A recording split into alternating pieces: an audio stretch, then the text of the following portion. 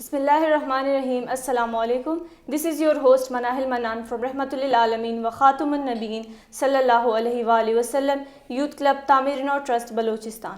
You are watching our today's podcast. Today we have a very special guest with us, Dr. Samiullah Malik. السلام علیکم سر. جی وعلیکم السلام ورحمۃ اللہ وبرکاتہ. کیسے ہیں آپ سر؟ جی اللہ کا بڑا احسان. جی سر, آپ اپنا چھوٹا سا ایک تعارف کروا دیں ہمارے ویورز کو.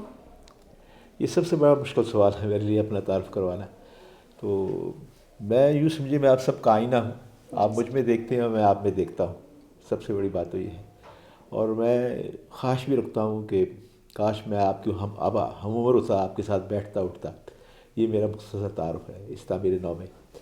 آپ تعمیر نو کا جو تعارف ہے مجھ سے چند مہینے پہلے ہوا, اور میں بہت بہت ممنون ہوں حافظ طاہر صاحب کا کہ جنہوں نے مجھے یہاں آ کے کوئی تعجب اور کوئی اجنبیت محسوس اس لیے نہیں ہوئی کہ میں پہلے سے سب چیزیں جان چکا تھا.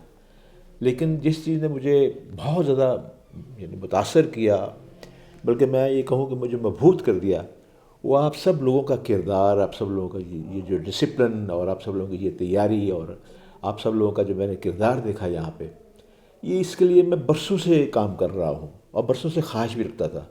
مجھے یوں لگا جیسے اس پیرانہ سالی میں مجھے جو ہے اپنی وہ تعبیر, خواب کی تعبیر مل گئی. میں اس کے لیے آپ سب کا, بالخصوص حافظ صاحب کا بہت مشکور ہوں. تو یہ میرا تو یہی تعارف ہے. میں سمجھتا ہوں اس سے اچھا تعارف میں آج اور نہیں کہہ سکتا ہوں. اور سر, جیسا کہ آپ نے اس کانفرنس میں شرکت کی, آپ کا تجربہ یہاں کیسا رہا اور آپ کو تعمیر نو ٹرسٹ کے انتظامات کیسے لگے؟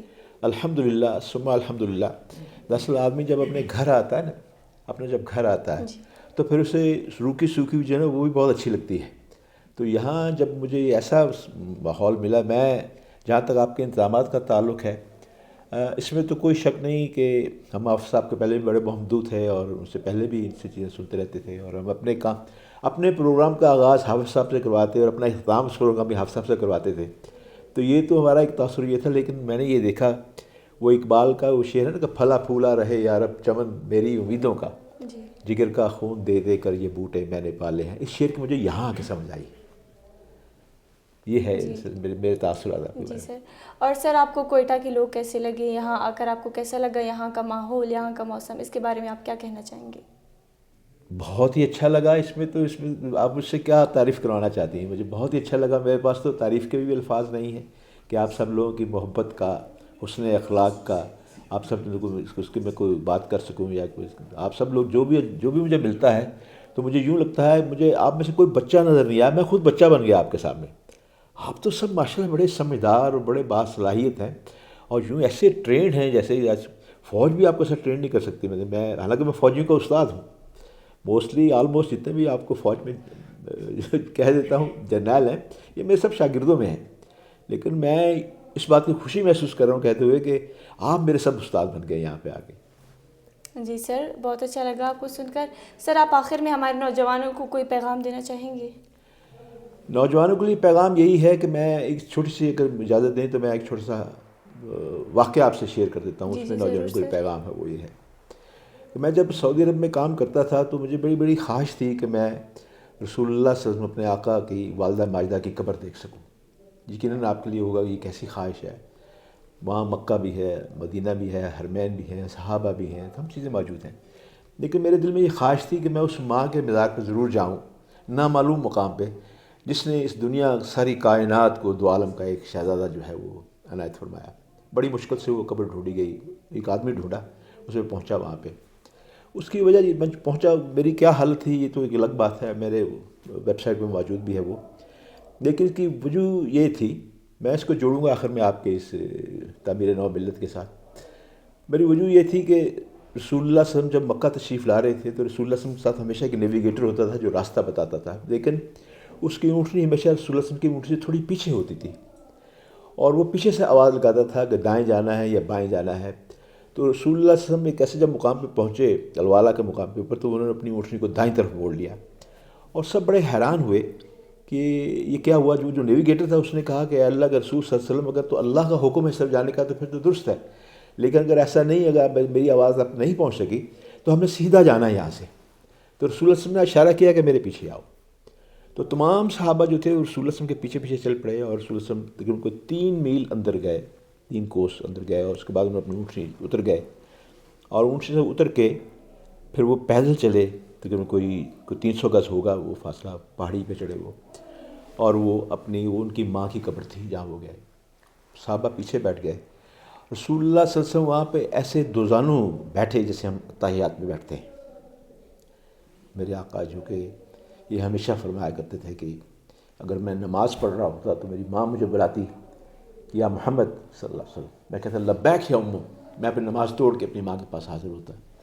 آج وہ رسول اللہ صلی اللہ علیہ وسلم ماں کی قبر پہ تھے اور اس قدر بلک بلک کے وہ رو رہے تھے کہ صحابہ کو پیچھے آواز آ رہی تھی اور صحابہ کہہ رہے تھے کہ ہم جائیں دلاسا دیں، کہیں ایسا نہ ہو نبی کی حالت اور غیر ہو جائے، لیکن وہ ہمت نہیں کر پا رہے تھے۔ تو رسول اللہ صلی اللہ علیہ وسلم نے پھر حکم دے دیا کہ آج رات ہم یہیں قیام کریں گے۔ رسول اللہ صلی اللہ علیہ وسلم کا دل نہیں چاہا وہاں سے جانے کو، اور رسول اللہ صلی اللہ علیہ وسلم بار بار یہ فرما رہے تھے کہ اے میری ماں تو کیوں چلی گئی، مجھے چھوڑ کے تمسنی میں کیوں چلی گئی؟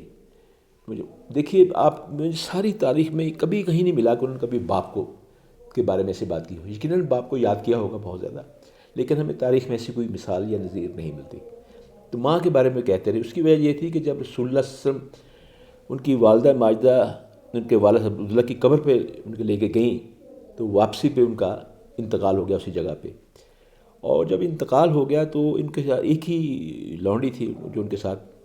تو آپ سوچیے کہ ایک 5 سال کا بچہ، 5.5 سال کا بچہ، پتھریلی زمین، کیسے وہ کھدائی کی ہوگی قبر کی اس لونڈی نے اور رسول اللہ صلی اللہ علیہ وسلم نے، اور رسول اللہ نے جب ان کو دفن کر دیا تو وہ جا نہیں رہے تھے۔ لونڈی بار بار شہزادے کی منت کر رہی تھی کہ آپ چلے، تو وہ پھر ہاتھ چھڑا کے پھر بھاگ کے واپس آئے اور ماں کی قبر پہ لیٹ گئے اور روتے رہے۔ اس نے کہا کہ میں ماں کو چھوڑ کے نہیں جاؤں گا، لیکن جب لے گئی ان کی شہزادی تو میں یہ سوچ رہا تھا کہ ہوتا ہے ہمارے ہاں جب کوئی آدمی فوت ہو جائے تو اسے ماں باپ بہن بھائی کے علاوہ اور بھی بہت سے عزیز و اقارب ہوتے ہیں جو کہ اسے دلاسا دیتے ہیں۔ تو میرے آقا صلی اللہ علیہ وسلم یتیمی بھی تھی اور ایسا عالم کہ کوئی دلاسا دینے والا ہی نہیں تھا موجود وہاں پہ۔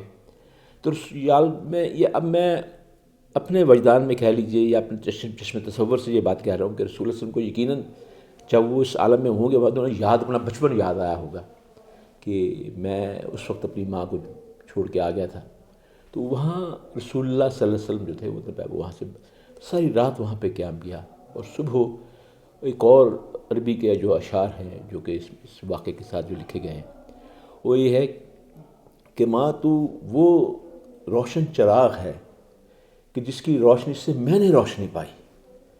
ایک نبی کہہ رہا ہے کہ جسے دو عالم کا کہا گیا، مطلب بھائی آپ یہ سوچیے۔ تو میں آپ سب لوگوں کے لیے پیغام یہ دینا چاہتا ہوں کہ اس ملک کو اپنی ماں سمجھیں، اور جب کبھی اسے آپ ماں سمجھیں تو پھر اس ذہن میں یہ تصور لائیے کہ رسول اللہ صلی اللہ علیہ وسلم کی ماں تھی جس سے محبت تھی۔ آپ کی وطن کے ساتھ محبت کا یہ اظہار ہونا چاہیے۔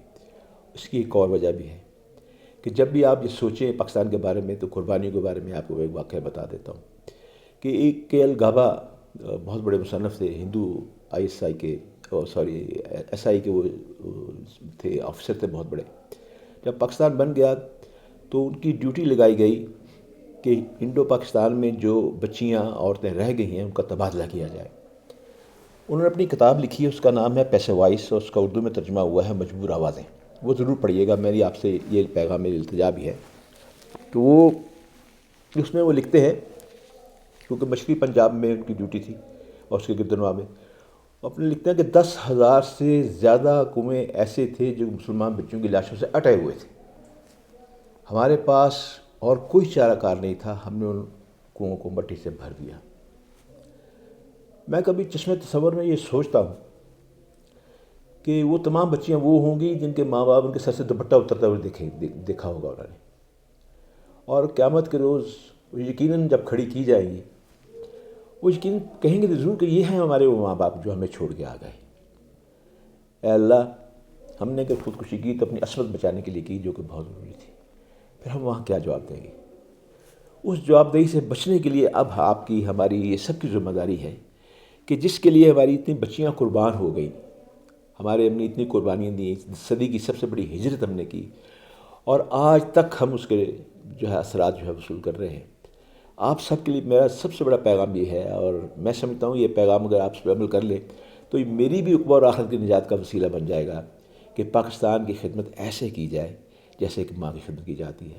اگر آپ یہ تہیہ کر لیں, خدمت سے مراد یہ نہیں کہ آپ, خدمت مراد یہ کہ یہ پیغام پہنچنا چاہیے کہ پاکستان کی قیمت کیا ہے, how much we pay the price for the Pakistan. مطلب ہے یہ ایک بہترین پیغام. اور میں آپ سے اس لیے پرٹیکولرلی کہہ رہا ہوں کہ میں دیکھتا ہوں اس تعمیر نو ملت کے جتنے بچے اور بچیاں ہیں کہ ان میں یہ پیغام, ان میں یہ صلاحیت موجود ہے. اور اللہ تعالیٰ جو آپ کے اکابرین ہیں, جو آپ کے ساتھ کام کر رہے ہیں, جو آپ کی ٹریننگ کر رہے ہیں, اللہ تعالیٰ یقیناً ان کے بھی جو ہے وہ درجات بہت بلند کرے گا, دنیا میں بھی اور آخرت میں بھی انشاءاللہ. اور میں سب سے آخر میں آپ سب لوگوں کا بہت ممنون ہوں کہ میں اس پیرانہ سالی میں اب پچھلے 2 دن سے جب آئینے میں اپنا چہرہ دیکھتا ہوں تو بڑا روح پہ جو علام ہے اسے دھلتا ہوا محسوس کرتا ہوں, اور بڑی آسانی اور بڑا آرام محسوس کرتا ہوں. اس میں سب آپ کا کردار کا پرتاؤ ہے میرے چہرے کے اوپر. ماشاءاللہ, جزاک اللہ. Thank you so much, sir. بہت شکریہ. Thank you so much, sir, for participating in the conference and sharing your valuable thoughts with us. Thank you. تو ناظرین, یہ تھے ہمارے آج کے مہمان. ملتے ہیں آپ سے اپنے اگلے پوڈ کاسٹ میں. تب تک کے لیے اللہ حافظ.